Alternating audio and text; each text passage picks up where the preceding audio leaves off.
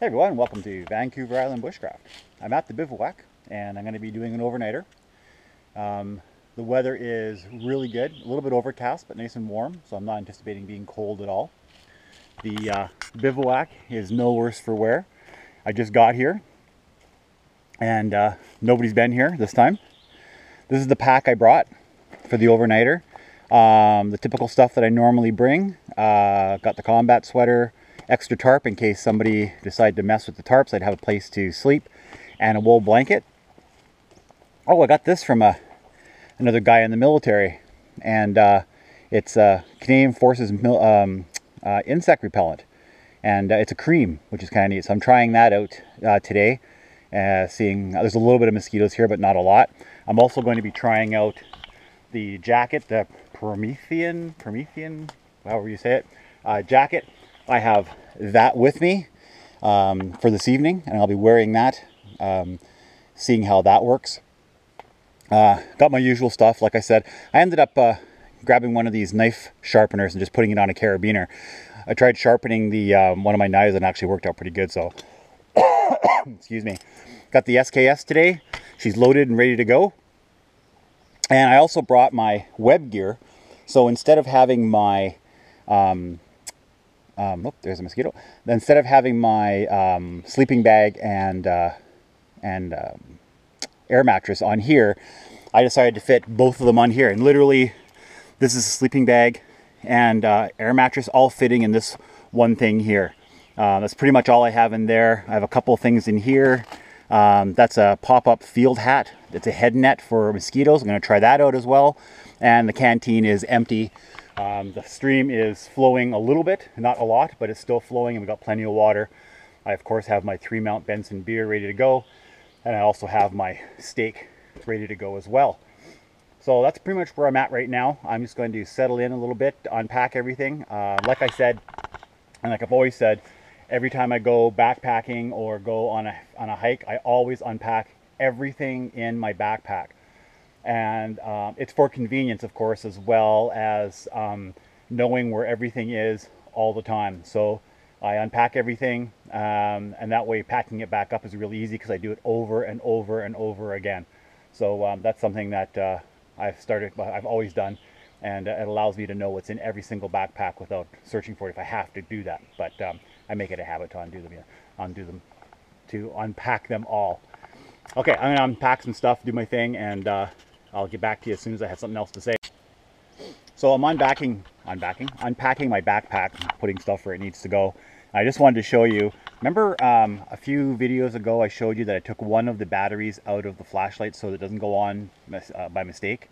Well, I'm unpacking my backpack and look at this. Okay, I haven't opened it up yet. Right there. See that red?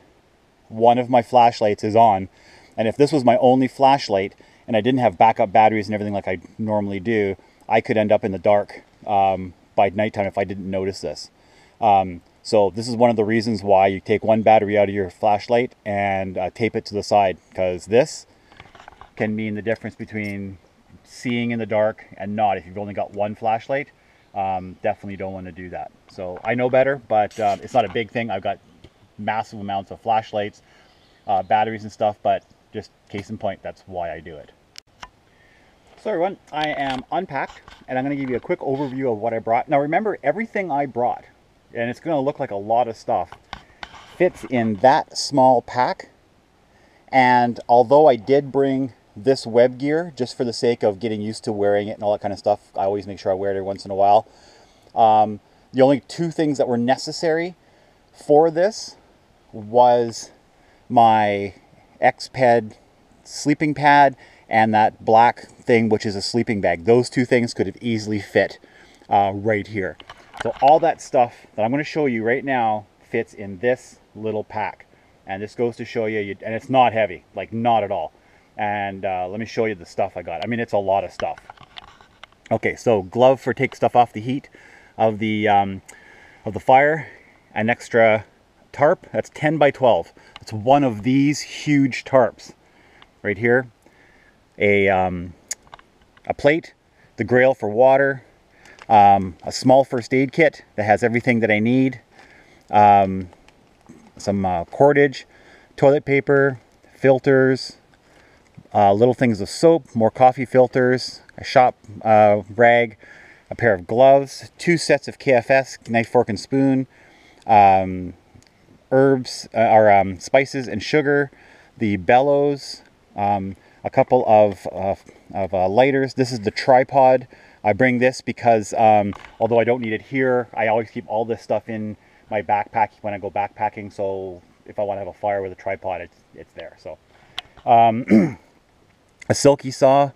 I got Gorilla Tape, SOS pad, the cup that my beautiful wife gave me. I'd rather be at the bivouac. I'll be drinking my beer out of that.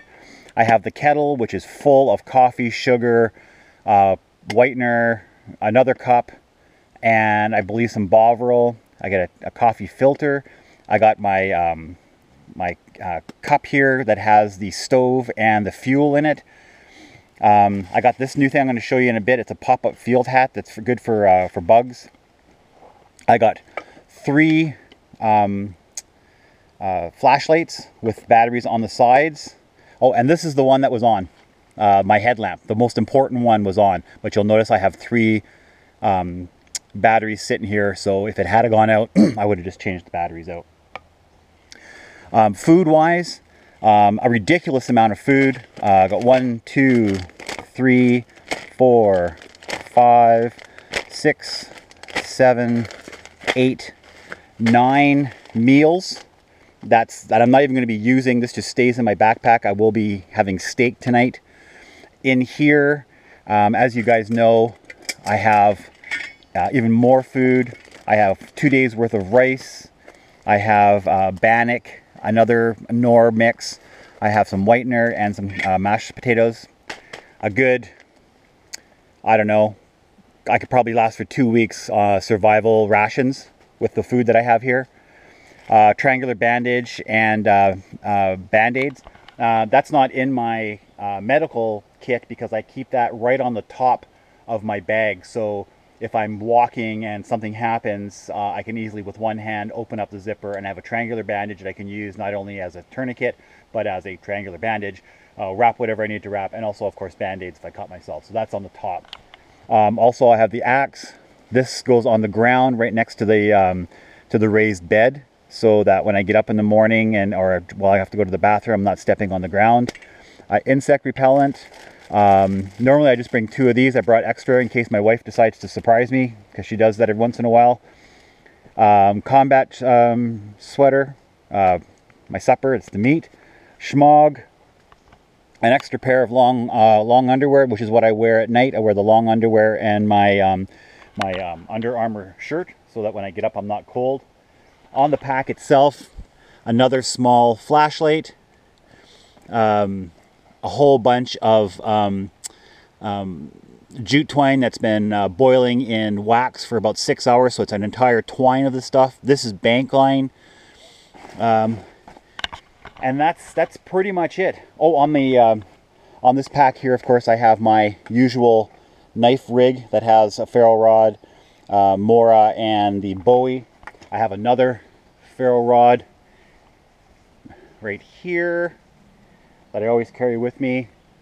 And of course I'll be lighting the fire either with the stick, or if I get really lazy, my kitchen sink thing, which when I'm making different things that are flammable, I just put it all in here, wrap it in Gorilla Tape, and you can light this and your fire will light instantly. These are great for emergencies. More fun to start a fire like the more traditional way. But that's everything that I have in that small pack, packed down. And anybody that's done bushcraft, all you guys that are doing bushcrafting, all this kind of stuff, you can see by the amount of stuff that I have here, and the weight is nothing. I can literally lift my pack just like this with my arm. Like, none of this weighs any weight whatsoever. The only weight was the 3-mount Bensons, which I carried in a bag, wasn't even in the backpack. Everything else weighs nothing. And you can imagine if you're experienced at bushcrafting and you have all of this stuff with you, are you suffering? I don't think so. So yeah, I just wanted to show you what I had in the backpack. It's my usual stuff. A couple of things that I haven't had before, and I'll show you the hat and a couple of things that I haven't used before. But pretty much just standard. For those of you who haven't seen the channel before, you can get to see what I bring with me, and it's one of the reasons why I come out here and enjoy myself so much, because I'm not suffering at all. I got this this pop-up hat, about the size of my hand, and it's got a mosquito net on it. So let's take a look at what this thing looks like.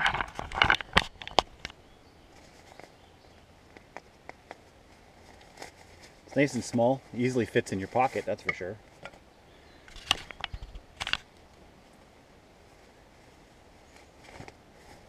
Pops up. Okay, first of all, let's see about it just being a hat.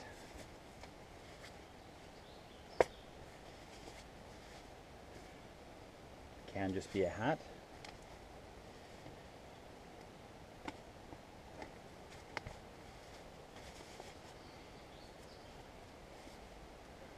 That's actually pretty good. Nice and loose, so that the doesn't feel constricting. It's got a draw rope here. Yeah, what do you think? Pretty stylish. So that's it's from what is it? Grabber Outdoors. You can see that. So it's pretty cool. One of the things I liked about it was it's a hat that's that can fit in here. So you just kind of do this kind of thing, and it goes into like two little circles. I got a tent that does this, which is kind of crazy. But yeah, it's kind of a neat hat. Goes back in its little pouch, and you could fit this in your pocket. I mean, you just fit that in your pocket, and you know, it's not that big. You can get yourself a hat. Grabber Outdoors. Okay, so I've processed some wood. You got all these cut into rounds, about 1 foot long. That's like the perfect width, I think, for a fire. If you're not trying to stay warm, but just trying to have ambiance and enjoy yourself. I went for about 4 per hour. I'm gonna have a nice fire. I'm not trying to conserve wood, so 4 per hour for all night. And I grabbed a bunch of these, and this is a very large amount of brush. And I'm assuming you guys didn't want to see me cutting wood. I mean, you've seen it a million times, right? So the only thing I do differently is I do it on this. So I'm up waist height, and I cut them 1 foot, move it over 1 foot, and then when it's not big enough to not be on just one, I cut in between and have a piece here and a piece here. So that's the only difference. That's the wood pile from the other side, and the brush. And the brush, I tell you, it's so prevalent here. This is what I did about 5 or 6 times to get all that brush. I just went like this.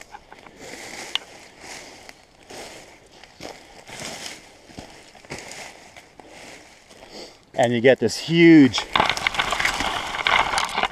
armful of brush, and it takes like, what was that, 10 seconds? And this really adds to the fire. Get it started, get some good flame going, especially if you want to just have a fire and not major coals or nothing, just for fun. I'm wearing these gloves. These are just half gloves. I don't like wearing full-size gloves. I know the ones that the BMXers use, so they have the plastic in the back, so that if I hit the back of my hand, I won't notice. That's about it. Oh, I decided to have a little area that I cleaned out over here. So we're next to the stream, and I cleaned out an area so that I can sit down and relax, have the beer, and this is my view. Got the stream flowing, and you can hear the stream still flowing, barely, but you can. It's nice and relaxing. It's just away from the bivouac a little bit, so you're basically looking out just at the forest. This is my view.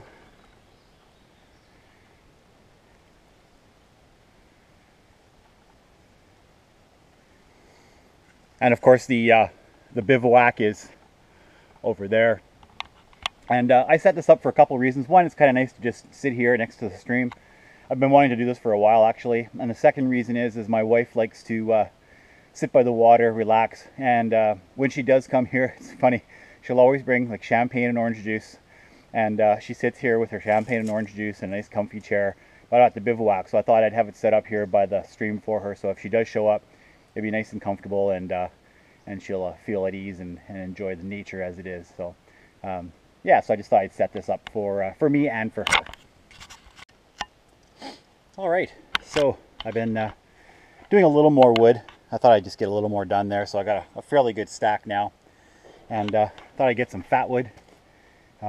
Here's my supply of fat wood here. I don't know if you guys can see this. I'll go really close. It's literally kind of translucent, and it's actually wet. Like it's literally soaking with this resin. And so I got a fair amount of it. I used the axe, and then I just grabbed the small pieces as I was going, and then I used the saw to finish it off because it was in the middle of a stump. Some small pieces. So yeah, a fairly good amount. I'm going to bring that home with me. And so I have some fat wood. I've been basically giving it the other batch away, one piece at a time, because so many people have never even heard of this stuff. So I mentioned, hey, you know, you can use fat wood to start a fire. And they go, what's fat wood? And I said, oh, here's a piece of fat wood. And so yeah, I'm not using it. I'm just giving it away. But so I thought I'd grab another bunch of wood here, and then take that home with me.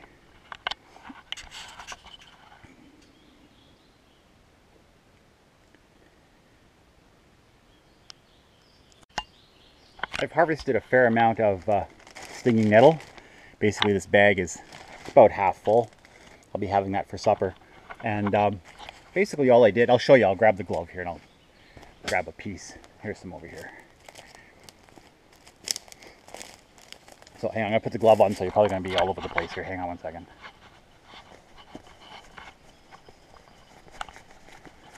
Okay, sorry about that. Okay, so there's two ways of doing this. One, you can just take the branch like this, and see how my forearm is possibly touching this? Sorry about bouncing around, but I'm doing this like while holding the GoPro, okay? So I'm just gonna put this down, and that way I can do this and I don't have to worry about my forearm getting prickled. So you can do this one of two ways, like I said. You can either take the branch and bring it back and take this with you like this, and then when you get back to the to your camp, take the individual leaves off, or you can take a pair of scissors, which would be really handy to have, which I don't have, and just take individual leaves off like this. And this is what you want. You don't want as little stems as you possibly could have, and kind of go from there. Oh, this isn't stinging nettle, by the way. This is a salmonberry bush. I just realized that. But that's how you do it. So yeah, this is yeah, salmonberries right there. So yeah, salmonberry bush, not stinging nettle, but that's how you do it. You take it off just like that. So just FYI on how to do it. That's funny. I did it on a salmonberry bush. Anywho, here's a rather interesting thing going on. I cut a notch in this a few months ago so that I can put wood up and chop it just for ease. And the pitch is not only coming out here, but it's actually dripping all the way over here. So I think what I'm going to do is I'm going to grab a branch and collect this pitch, because this is extremely flammable.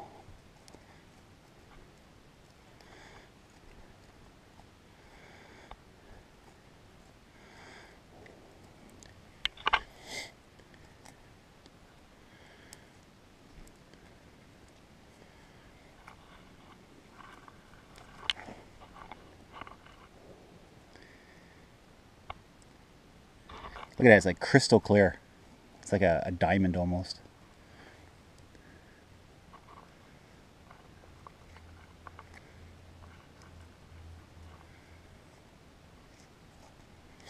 Let's see.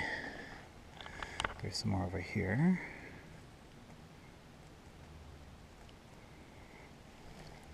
All right. Very, very flammable. I will store this somewhere so that if I need it, I can use it to start a fire. It would take very little scrapings of either fat wood or any kind of inside wood like pine or whatever with a ferro rod with that, and it would ignite very hot. Like on days that there's a lot of rain, this stuff will ignite really well. Very, very flammable stuff. But interesting, eh? Cut this and it's just bleeding out, just like it's like a maple tree.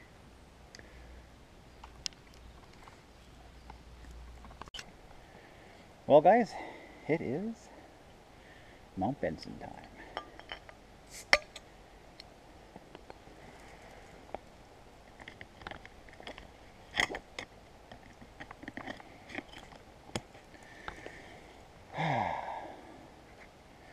Vancouver Island Bushcraft logo.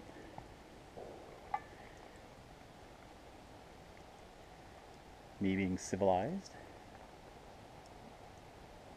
It's not so much civilized, it's a double-walled cup, so it keeps it cold. The bottle fits perfectly there. I have my rifle right next to me.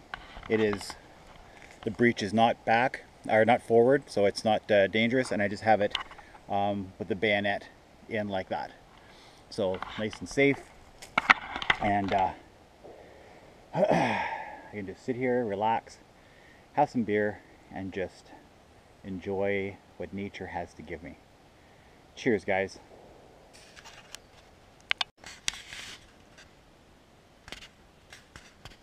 You know, as I sit here, I'm noticing that there's a bunch of skunk cabbage, skunk weed. Those big leaves.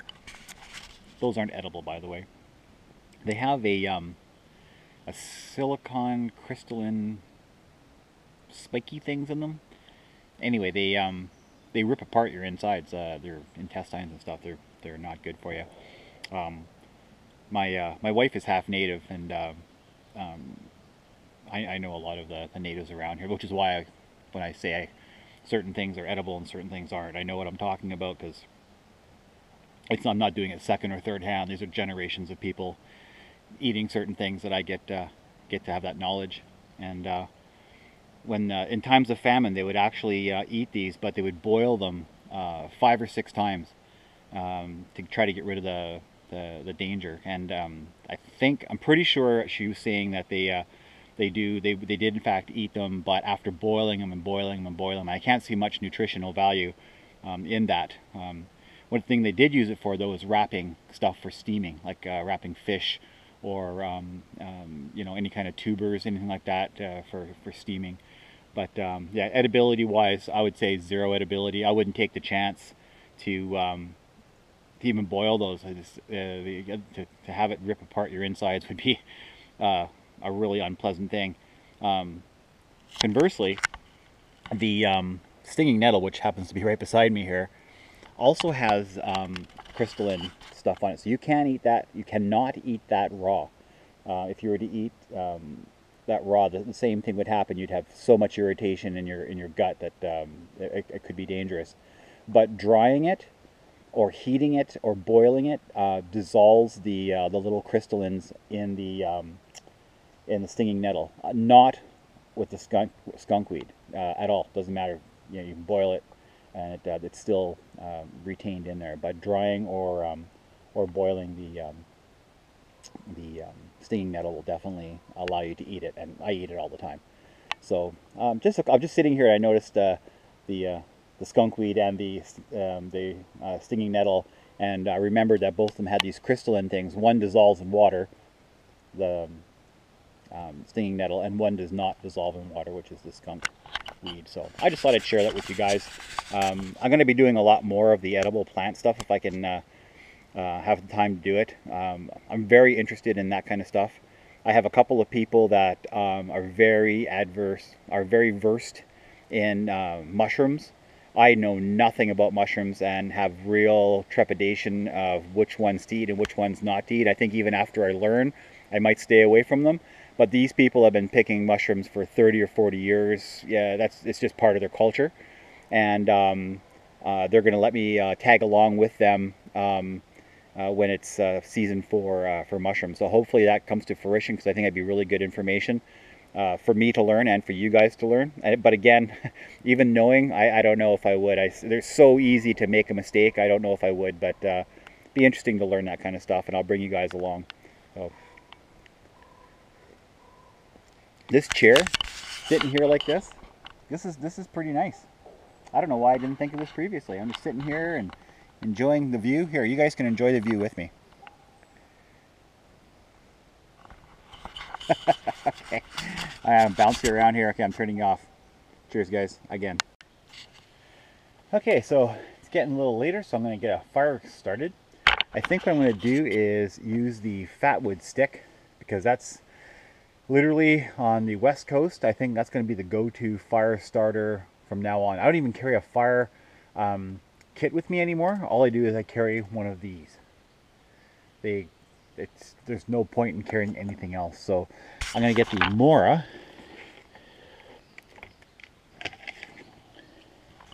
And this, I'll take my cutting board. I got all the fatwood pieces here ready to go. All the stuff I'm not going to take home with me. And we'll get a fire going. So nice and long. There's really no reason to not be able to get huge amounts of, oh, let's get this over on the side here, hang on. There we go. All right. Huge amounts of shavings. I mean, you could go on for a really long time to get a lot if you really needed to, but I mean, you don't really need to do that.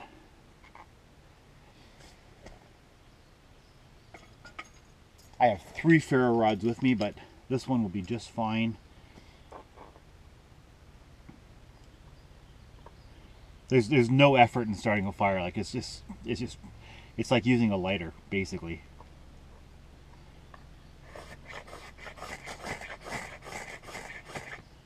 There we go. I'm just gonna put this on the pile of fatwood and just let it burn. And once that's established, which is going to be a fire about that high, I'll put the rest of this stuff on and cut a bunch of wood, and we're good to go. Starting a fire here in Vancouver Island, you know, once you know what you're doing, once you know to use one of these and a ferro rod and use fatwood, and technically it's kind of funny because all of us in Vancouver Island will grab our fatwood, and that's the most fatwood I've ever seen anybody use to start a fire, but it's just extra pieces. But seriously, why not just use fatwood? Like, grab a pile of like 15 or 20 pieces of fatwood, like I have those big pieces, and just make your whole campfire with fatwood. It could be pissing rain, and it would make any difference whatsoever. I mean, I'll show you right now. Like these little pieces here. I mean, that's just started. Like, this flame is going to be like super high and super hot in no time. And it's all fatwood. It's something I didn't think about doing, because I'll always start a fire with fatwood, and now of course I use these large pieces. But we could, those of us in Vancouver Island, VI Prepper and Fun on Vancouver Island, the entire campfire can be done with fatwood, and it could be like pouring rain, and it would still light and burn fiercely and keep us warm without any problem whatsoever. So just keep that in mind when you're starting a fire and you're on the northwest here. You can just use fatwood if you need to. You don't even have to go like the center of the wood to find the dry wood. Just use fatwood for the entire time. Just spend an hour getting fatwood, acquire it, and this stuff burns for hours and hours and hours. You guys saw it on the torch, how long one small little piece burnt. It's crazy. So, okay, so this is obviously established. It's a no-brainer. I'm just going to put this stuff on here now. I'm not even worrying about smothering it. There's no possibility that's going to happen. And we're going to get this going and get ourselves a nice fire. Okay, so this is about, I don't know, maybe 3 or 4 minutes in. I put 2 rounds on there, and this is the result. It takes nothing at all to get a fire started like this, with fatwood and brush and some dry 4-inch pieces. Takes nothing at all. So if you're starting a fire in the summertime, it's obviously important to be pretty careful because this stuff burns like crazy. It's just before the fire ban, so you want to use a lot of common sense when you're doing these fires. Make sure that there's no embers flying anywhere. That's crazy important because you don't want to be causing any forest fires here in British Columbia or anywhere where you are. So anyway, this was effort level 2 minutes of effort, and it got this fire going no problem. Oh, okay guys, so remember I was saying that I set up the chair for my wife in case she showed up? Well, of course she did. Here's my sweetheart. Hi. Hi. I even saw Trevor on my way up. He was showing someone. Oh, really? Yeah, and I said, hi Trevor, we're going to the bivouac. And he went, oh! Very cool. So my wife and my son escorted her over here, and she is here now for the evening. We got the, we're actually going to have a sleeping bag that's a double sleeping bag. We're going to try that out tonight. And what kind of jacket are you wearing there, honey? I'm wearing a Starfleet. Is that a Star Trek jacket that you bought for your husband? Yeah. So let's see. Starfleet Command. Okay, just so you guys know, you probably don't know, but I am a Star Trek geek. And my wife has got me all sorts of Star Trek stuff, and this is one of the things that she got me. So she's wearing this. To match my Star Trek hat. What that's from Deep Space Nine. What's her name? Dax, right? I love her. I totally knew she was coming tonight. So anyway, we're gonna have a couple of drinks and relax, and I'm very happy. Okay, so my wife is here, as you guys know, and she is going to attempt to sit on a cross log chair. So here it is. You think it's gonna work, honey? I'm sure. She totally thought about this herself. No, I didn't. What? A bouncy swingy. Ah! I'm like really short. It's like, just lean back. Just lean back. I don't think I'm I just lean. Just lean back. Lean.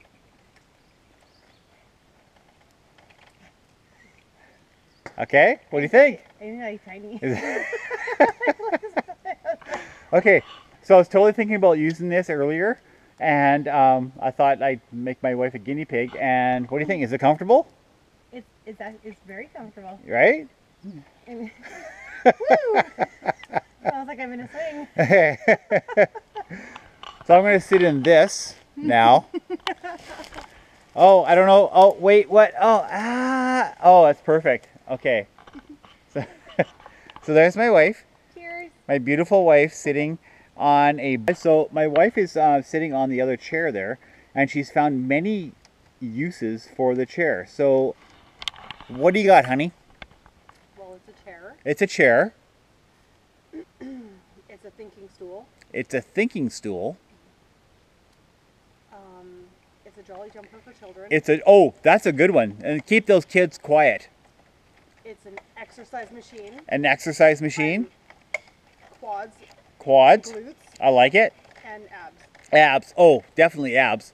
It's a a seat where you can sit and get your water. I like it. It is a dual bench for where you come with your partner for breakfast. Oh, a morning situation. A morning breakfast. A morning nook. We're gonna come here in the morning. I like it. It's a bar stool for like drinking, which I'm doing right now. Right. Very social situation. Yes, and there's a part 2 to this, so you're gonna have to pause. Okay. Well, thank you very much for your ingenious thought process. Okay, guys. So she's getting pretty dark, and what we got going on here is we got some steaks, going on. And we're going to have some pasta and some mashed potatoes. My beautiful wife has set up our double bed right here. And we're ready to go. We're going to have some, we're going to watch a couple of movies. What do you think, honey? Very excited. Very excited.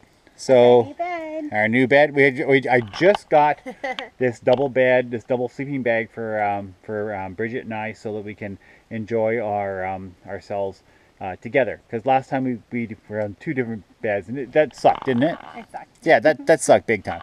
So we're gonna do that, and so we got the steaks. We're gonna have some pasta. We're gonna have some mashed potatoes, and that's pretty much what we're gonna do. We're not gonna use the raised bed tonight. We're gonna go over here.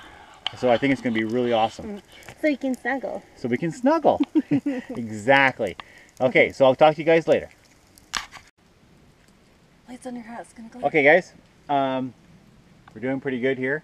We got the noodles going on, and the steak is on the warming rack. The mashed potatoes are good to go.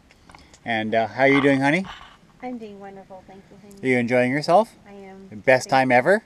Yes, you're making it the best time ever for me. Alright, so, alright guys. I'm trying to get the light off of you guys. So, talk to you later, and we're going to have some supper now. Okay, supper is served. What do you think, honey? It's amazing. Is it wonderful? Yes. Now, what do you got going on here? You got steak. And pasta and mashed potatoes? Yes. Nice. I also have that as well. I'm going to have that, and I'll talk to you guys. Okay, guys, we're heading to bed now. And we got the sleeping bag going on.